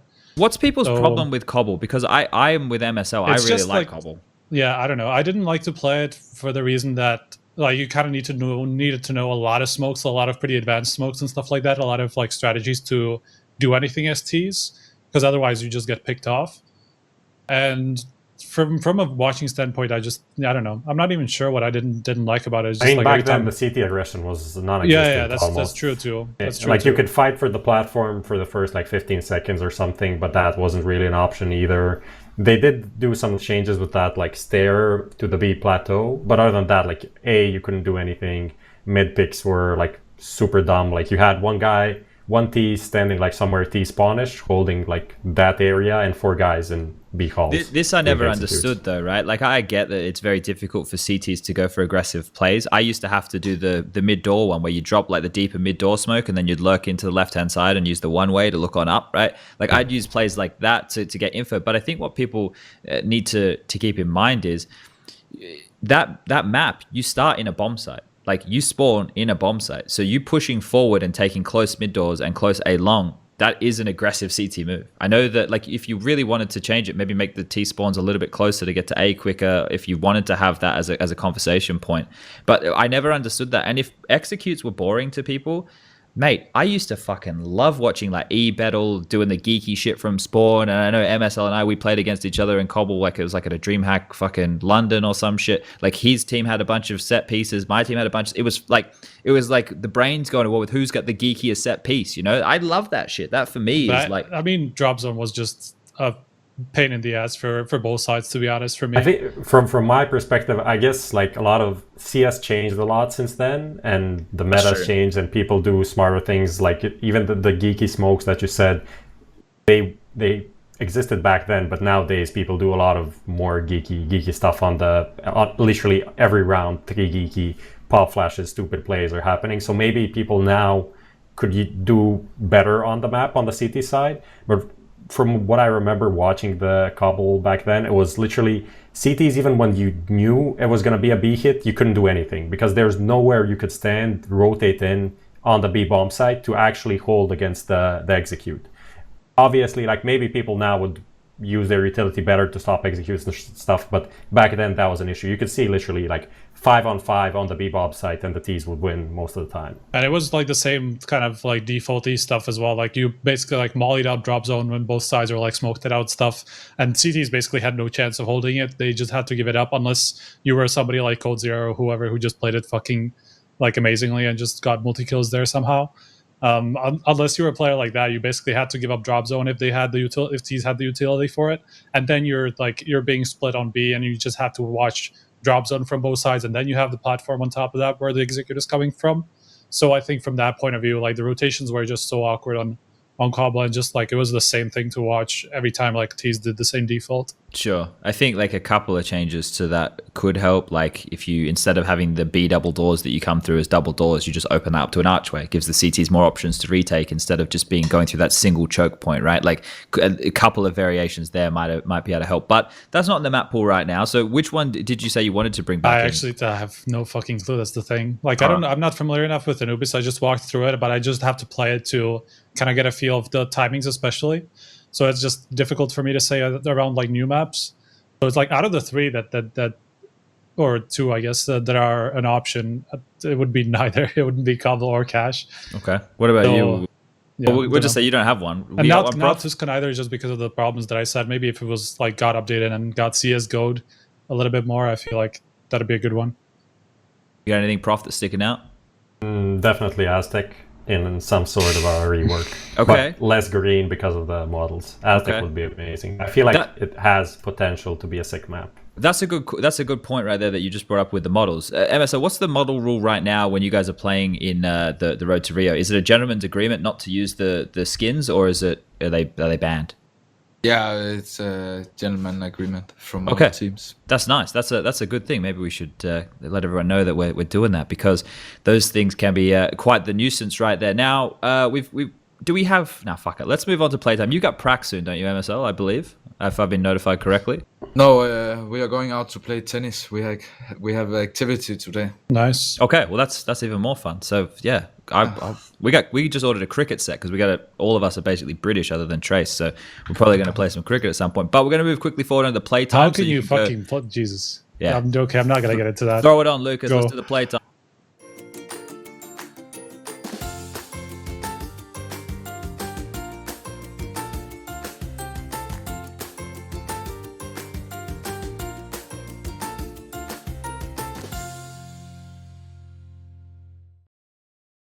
Sweet. All right, well, we're back on air, ladies and gentlemen. So thank you for holding and watching that. I don't even know who we had to animate those, but they work, so that's cool. So we got questions from Twitter and Instagram, and you guys here within the Twitch chat. But I kind of wanted to start a conversation. Prof reminded me of this about the I guess it's drama, I suppose, that's been going on with FPL at the moment. I didn't really look firsthand at what the problem was, but then I was starting to read some of the articles that people were writing about it in the post and saying, that this is being touted as the ground where players are being, picked on up, or a place to nurture talent. Others are saying, this is a place where only the best, the pros should be playing type thing. Do you have a bit more on this drama, Lucas? Not Lucas. Prof? Fuck, why did I say? I was reading Lucas, and that's why I said Lucas. Yeah, I think you kind of summed it up pretty accurately. Obviously, FPL is like the top level of those pug leagues on Faceit, and you can qualify for it using like the Faceit Premium. You go into FPL C qualifier, then FPL C, then FPL qualifier, or maybe some other routes, but that's more or less the gist of it. And the issue was that recently, like 90% of the people playing FPL were not like actual top 20, top 30 team players, but these guys that qualified, or like some players that got invited like a year ago or something and are not on a team nowadays. So the pros, the Nicos and the Simples and stuff like that were not happy with playing with these guys all the time, and some people are maybe disrespectful or blah blah. So that's more or less the short story of why some changes were happening, and then massive kicks and stuff like that. Yeah, that all went down recently, where a lot of people were removed. Now, MSL, do you play a lot of FPL? Is it something you see as a positive? I don't really play FPL at all, so I don't know how it has been in there. But yeah. But what do you make of things like FPL, right? Do you think that it is a good tool for nurturing, the next generation of talent, getting to play with some of these pros like the Simples and Nicos of the world? Or do you think it is just potentially hampering them because they're not in a traditional team working up the ranks as you did back in the day, for example? I would say that I think it's a good thing that they get to play with better players to improve themselves, and also to be looked at, and that they can join a team. So in that way, I think it's good for them. I'm not sure like how bad it was, since there's such a big drama about it. Yeah, I'm not really sure. Do you play the Danish Gather FPL hub that does 2DK thing or something like that? Do you know anything about that? Because you mentioned at the start that Danes always had some like good gathers, and I know that even HUNDEN did pick up, like he played with Roy in those kind of circuits, and then he picked them up from there. So any thoughts on that? Yeah, we have DPL. I have played it sometimes, not so much recently. I'm mostly just go and play Faceit pucks normally, just to own people and get easy confidence. That's honestly a pretty good strategy. I like that. But yeah, I think it's great for the Danish scene, and also just for FPL is great. I think that pro players shouldn't be too uptight with this, with new players in and out, because I think they are going into FPL just to have some fun and play. So why shouldn't it be like, then give some room anyway? Like, I don't know. Yeah, I definitely see that. Like, it's people have been taking it a little bit too seriously for what it is. Basically, like how it started, right, is just like pro players wanting to have a place where they can just all meet up and just like do easy gathers, right? And why is it suddenly a problem that nobody like takes it so seriously, or something like that? I can understand that like sometimes players that aren't on the same skill level, or just don't understand the game that's on the same level, are going to be annoying. Like that's going to happen.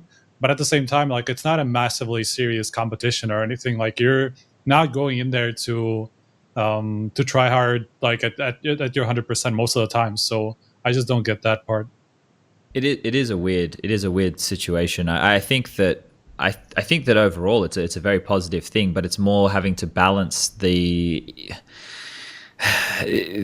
egos and emotions and everything like that of everybody, right? Because everyone goes into a game like that with different things in mind. For some of these kids in there who have qualified through, they played Faceit, and then they went to FPLC, and then they qualified to get into FPL. that's maybe a way that they pay the bills, right? Like, I think that's something else that needs to be thought of here. This is also a way for people to make substantial amounts of money, right? The prize money for winning FPL is pretty decent as well, right?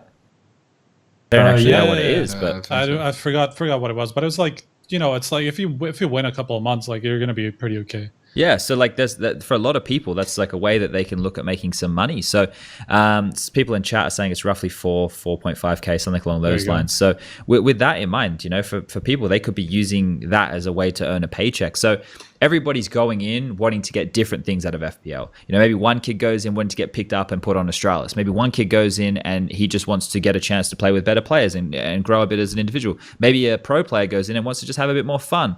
There's all these different options with it. And I think that, especially considering the current time that we're in, everyone just needs to be a little bit more understanding of each other. We just need to be a little bit nicer to each other and all that shit. Now, Prof, you got any questions for Mr. MSL from our social medias? Yeah, we got a bunch. There's a question about, we touched a bit about North and like the new stuff, but there's a question, just give me a second, about North wanting to bring in a sports psychologist. What's the process like, goals, impact? So we didn't touch on sports psychologist directly. How has that been? It has been very good. He is just making everyone work really, really hard and making sure that people are committed and going all in. I can't talk too much in details in what he is doing, but I can say that I was pessimistic about the psychologist like in the past and also in North before I got kicked. We had like 5 different that wasn't committed to it, so it was really, really like it wasn't something for me. So I just told, like in the beginning when I joined, if you are here, then I need you to be 100%, and he is 100%, and I'm happy that I found someone who is as much all in as me, and I think it's he's really, really good. He sits next to Jamppi while you guys are playing, right? I think we had it one time where we got to actually watch you guys within the facility, your prac facility. It was Jamppi and the performance coach, right, sitting next to each other as the game was live. Yeah. So he seems very hands-on in that regard, right? And I think that having those people to be able to offer any kind of advice for things is a positive one. And like we talked about before, that amount of workload he's doing for you guys, it sounds like it's a godsend, mate. We need more of that in our lives, I think. Wait, is that one person, like the performance coach, is also a psychologist, or is that 2 different people? Yeah, he's like a psychologist, but he is performance coach as a title. Because I almost thought that there was like an extra person who did the psychology part of it. Okay, fair enough. He's doing it all. Okay. There's a question, the classic one. What does MSL think his team needs to become a championship contender? That's a very classic question. I think it's cliche to say work hard, but in the end it's what it's about. Like there are so many good teams now that you're not gonna be like top 5 in 2 months. So it's all about working hard every day, improving every day, and I think that our team is on the right way, and we just need to keep going. And the thing with working hard, like everyone is saying it, but I think everyone thinks they can't be working harder than they do, but like I'm working very, very hard, and I know that I can still like sometimes not watch Netflix and so on. So I think you're gonna make me feel bad, mate. Don't fucking say that. Jesus Christ. So yeah, that's it's a good attitude to have, right? But do you think that's the biggest difference? Because you've obviously played with Daisy, Kirby, Cajun plenty of times before. Do you think the biggest difference this time around is the change of structure of support staff? Because everybody seemed to be playing to a very good level when you guys played against mousesports, right? Like Cajun, I think he was towards the bottom, but when you guys were against FaZe, he had a good level, right? Like everybody in the team looks like, it's not a team where someone's hemorrhaging in terms of frags. Do you think it's just the support system or the work, or what is it? I think it's everything coming together. Like obviously before when I got kicked, since then it was like no system, no like I don't think even the players believed really in what was going on. So I think it's people believing in me and what I'm coming with, and then that we have this support staff that is helping with improving everyone as much as they can. I think it's really making a huge difference. So the perfect storm, basically. It's just good timing as well as everything kind of aligning. Yeah, but I would say that like we had a good game against mousesports, and I think our A game is like we can win against any team. But what everyone is struggling with, including us, is consistency, and that's where you need to we need to keep like working really hard to get that, and I think we are on the right way. I'm just curious. You were talking about going to tennis with the guys. Do you still have you throughout what's been going on? Right? Have you still been meeting up at the office and playing from there, or do you play more online? Basically, how has it affected the preparation? Yeah, we are playing from the office every time. Yeah, so nothing has changed for us. I want to quickly touch on this because the last thing we need is people going out of their way to try and blow this stuff up. A lot of teams are doing stuff in team houses at the moment. We know the global situation going on, but as long as people are being sensible and safe and washing their hands and wearing their masks and not endangering lots of other people, then the small gatherings of human beings. I'm not saying do it. I'm just saying if it is for your job, obviously we know that can come together. I'm doing it right now. We go to a TV studio. I see the same 6 people every day of my life. I know some people are concerned out there about that one, but let's just be safe and smart, ladies and gentlemen. We'll get through this. I had a question, MSL, that I wanted to ask that's just left my brain because I was going on a rant about fucking coronavirus. Fuck. It's gone. Prof, you got another one? Maybe it'll stimulate me. Maybe it'll come back. There was a rumor about when you left North that a part of it was about like a salary-based thing, that something along the lines of they wanted to maybe stimulate the star players more or something like that, and then you, even though you're in-game leader, and some people say that you're doing more work, and most likely you are doing more work than the average player, you're getting like a salary cut or a lower salary than others. Was that like something that happened? Was that part of the reason why the North exit happened? No, not at all. I would never. Salary wouldn't be anything with me leaving a team or anything else. I'm not really like. Of course, I want to be paid good, but I'm all about winning, and it was not about that. I think that me and Wimp wasn't on the same page, and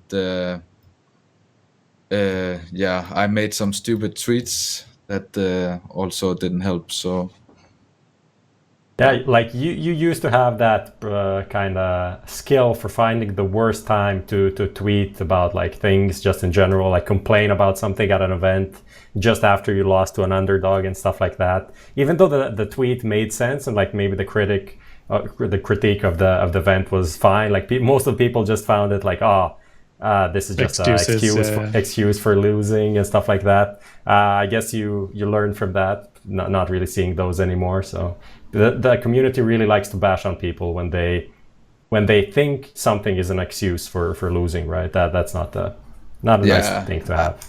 I mean, it's my own mistake, but yeah, I agree that it's like when I have said something, people think it's because it's an excuse or whatever, but it's not really. I always expect people to give 110 if it's like a event organizer, if it's my players, whatever, and especially, for example, it was at a major where everything was not good, and like I'm doing everything to be the best I can be, and then when things are not working, then I get frustrated because I expect more of people. So yeah. What about the backlash out of it? Are you a guy who kind of cares about what people think, or do you not really give a shit? I would lie if it didn't affect a bit, but I have been in this game a long time now, so for me anymore it doesn't affect me in the same way it did some years ago. Yeah, it can be a very, very tumultuous time. I think now that we don't have CSGO Lounge anymore, that helps a lot, because those times were fucking grim as shit, but it's a tough one out there, and especially when we're looking at a lot of these kids who are coming on through, like that Masuta kid who's just joined Vitality, right? He had that game where he didn't get any frags. I can't imagine what his social media must have looked like afterwards, right? Like, and these are kids that we're talking about, so like in a general thing, that's it's a pretty fucked up one. I can definitely, I'm with you there. You eventually just become fucking jaded to it all or hardened to it all, if anything, and you just forget about it. But I still haven't been able to think of that question going on there. So do we have any more from social media? I have some great questions. One question was, can I buy HLTV? That guy is a couple of months late. You have like 30 million euros, I guess. A couple of months late there on that one. There's a question, this is for Striker, says, is the Earth flat? Really? That's He's going to hit me with that one. So specifically for you, titled Milan Striker Trader. There's a question about mousesports. We didn't really talk about that match like in detail too much, but we can talk about mousesports. The question was, why are they dropping off? They lost to Movistar Riders 2-0, and they lost to North 2-0 now. Like, those two results are extremely worrying, I would say, for a team of North mousesports caliber. What has been going on? Like, Steele said in the interview that he read them out like a book, more or less, that they prepared and they did everything that they expected them to do. I think you did something similar. I saw maybe a couple of times exploiting Rops's tendencies on the lurks, kind of punishing him early on and stuff like that. So is that the thing? Are mouse becoming too predictable? I'm not sure, because I don't think Kerrigan in general is an in-game leader that becomes predictable. It's actually more me who would become predictable, if anything.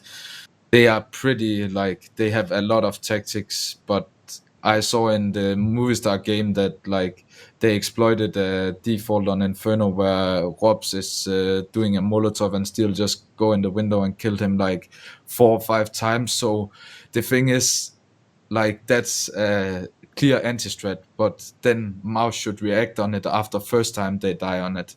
So I think it's not so much about reading, because you get read every game. In some case you just need to adapt to it. So I think maybe they are not so good energy wise, because it's mostly when you have a lot of energy and are in the game, that's where people are coming in with thoughts and adaptation. So maybe they are not so set up for these online games against weaker teams. Yeah, and they're also playing against the wider range of teams now in Pro Trio than they did at Pro League, I think. So I think like the team like Movistar Riders, if they didn't do their due diligence and try to figure out how to play against them, that would make sense to me. I also think that that maybe the Krieg has also meant something for them, because I remember playing them back with the Krieg, and when they got it on CT side, they locked down a lot of CT sides with those Kriegs. So maybe it had a bigger impact than people think. We were interviewing them a lot within Pro League, and we were talking about that with them, and they were saying, well, they were one of the teams who were trending on not buying it. They only started buying it like within the last round of a T-half, and then within overtime when they got there. And I think that Rops made a tweet not long ago saying that he's been using the AK primarily for like the last 6 months or something like that. So I'm surprised as well to see that level of a drop. But I can definitely get behind the energy stuff, because I look at this team, and I've had the opportunities in the past to listen to the voice comms while they're playing, and even when they're winning, like I've heard them tilting even with rounds that they've won before. So I do worry about like an energy level overall for that team. But like, Striker, this is great for me, isn't it, mate? How many years have I got left now? Just 4 more years or some shit? Oh, I don't know. I don't remember how long we've been going for, to be honest. We have a bet going on, so you probably haven't heard about this bet, but Striker, myself, and Pimp. So Striker and Pimp are on one side of the conversation, and I'm on the other. And I think that communication is probably one of the most vital things in Counter-Strike to make a top-tier team.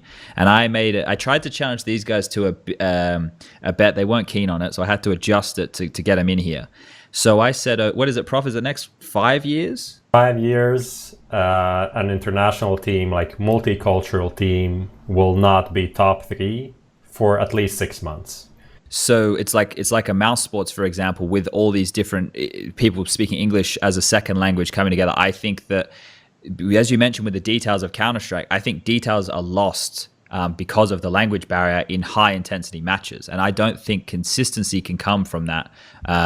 So I don't know how you feel. I'm just gonna say, like, if they didn't drop to 4th place and they stayed in 3rd, like, because it's been very, very close in points, it would have been 5 months today, or like close to it now. So but I think, but they of course they did. Of course they didn't. But like, you're very, very close already. So I feel like I have time. You think? But that's even what SPUNJ is actually like. He is betting on it being close. He's not saying it can't come close, but that's the thing. Like when it comes close, then they're gonna fuck up, and it has been proved so far. It's been going well. G2 did overtake them, which is another international team, but then both of them fell out of the top 3. Now it's Fnatic, Astralis, and Navi.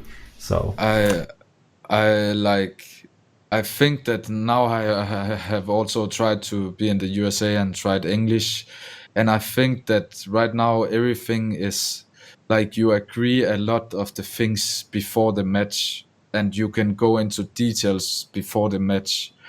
So I think it's possible that you can lose. Oh, shit. But I would say that it's like, I agree with you that communication is very, very important, and some things will screw up because of the English, but I don't see it as of a big problem as I did before. Okay.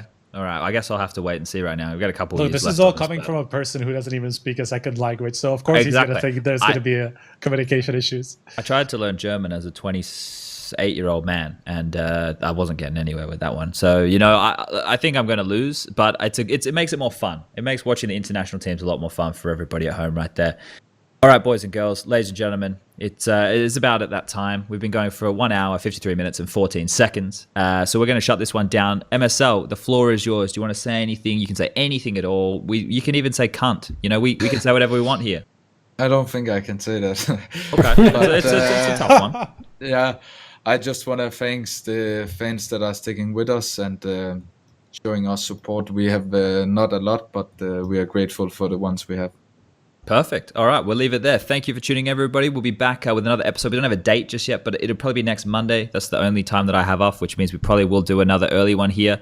So Producer Lucas just went, well, yeah, so maybe we need to get Martin to change some things around so Lucas can actually be all ours. But maybe we can really fire Lucas and get another guy. That's there also we go. An opportunity. So if you want to head over to anchor.fm/HLTV.org, you can get all of our audio versions of our podcast. I will be up on YouTube within 24 hours or something along those lines. Follow us on social media. All that kind of nonsense is there too. And we're back with another episode. So thank you very much to MSL for joining us again. And we'll see you guys next time. Remember, it's sunny outside. Don't see other people, but maybe get some vitamin D. Goodbye.